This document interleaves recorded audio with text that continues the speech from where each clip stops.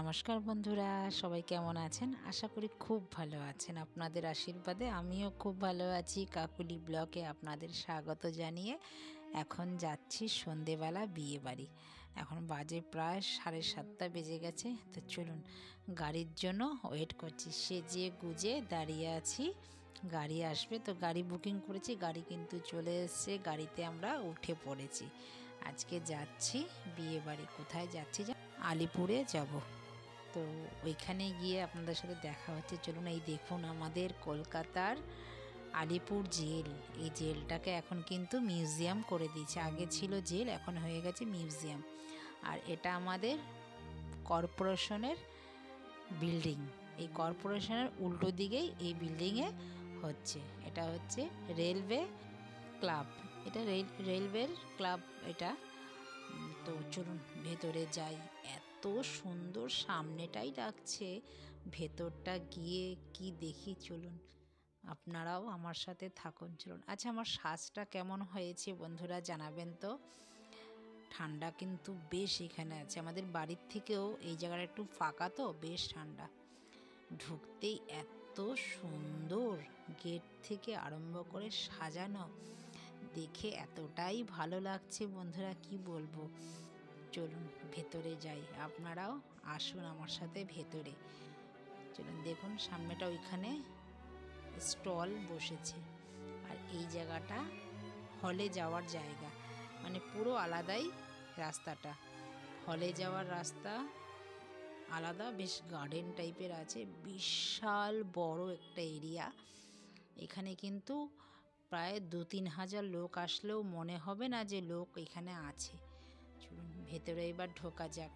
কিন্তু খুব ভালো লাগছে যে এরিয়াটা, এত বড় এরিয়াটা।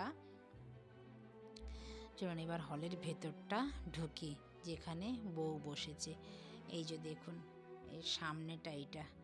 তো ভেতরে ঢুকে এই যে গৌতম দার ছেলের বিয়ে, যা ইয়ার্কি মারে সব সময়। দাদা কিন্তু খুব ভালোবাসে আপনাদের দাদাকে, মানে অসম্ভব ভালোবাসে।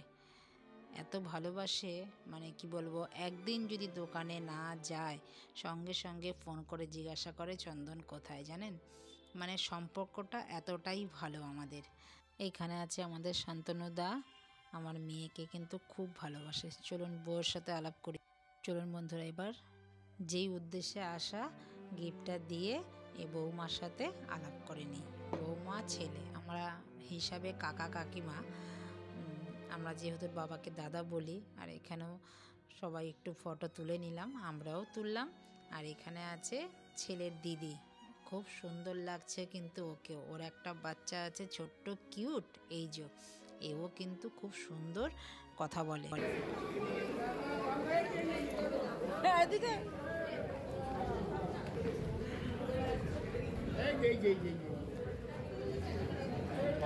সব আমাদের লোক চলে আসছে আস্তে আস্তে। রোনাকে দেখিনি তো।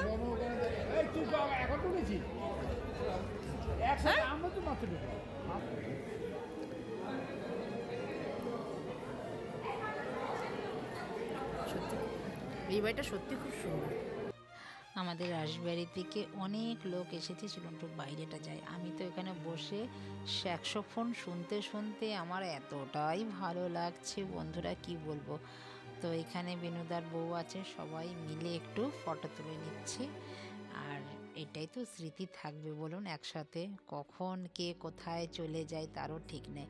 আর এইখানে দেখুন সব বন্ধুবান্ধবরা আছে এখানে, মানে কার কার নাম বলবো।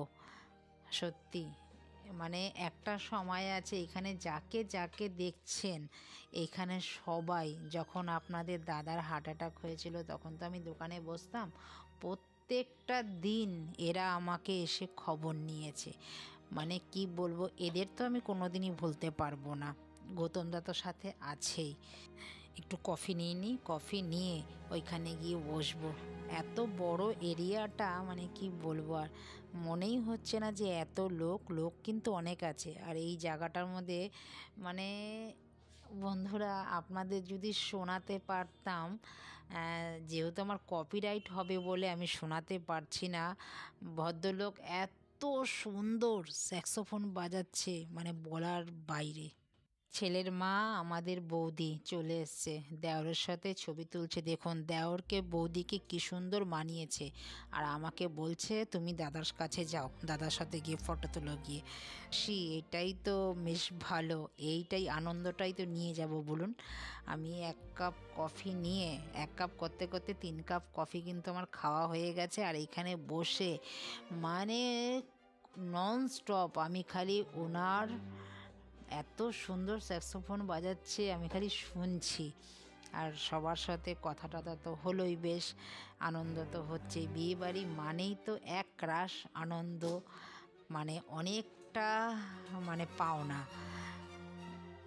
দেখুন খালি লোকে গম গম করছে চারিদিকে, একটা এই পরিবেশটা যে এতটাই ভালো লাগছে। আচ্ছা আমার মেয়েকে কেমন লাগছে? আমার মেয়ে জানেন আজকে এই লেহেঙ্গাটা পরতে চায়নি, বলছিল না আমি আজকে লেহেঙ্গাটা পরবো না।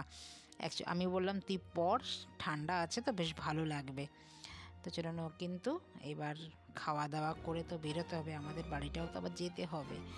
তো ওর বাবা আর মেয়ে খাওয়া দাওয়া করছে, আমি কফি, একটু আইসক্রিম, একটু মিষ্টি খেলাম। যেহেতু আজকে আমার দ্বাদশী, তার জন্য আমার তো আজকে নিরামিষে, আমি তো খাবো না। তো ওর বাবা ওরা খেয়েছে, আমার কফি খেলাম, একটু মিষ্টিও খেলাম, আর একটু আইসক্রিমও খেলাম। তো চলুন এবার সবার সাথে দেখা টাকা করা হয়ে গেছে, এবার আমাদেরও তো বাড়িতে যেতে হবে, সময় লাগবে।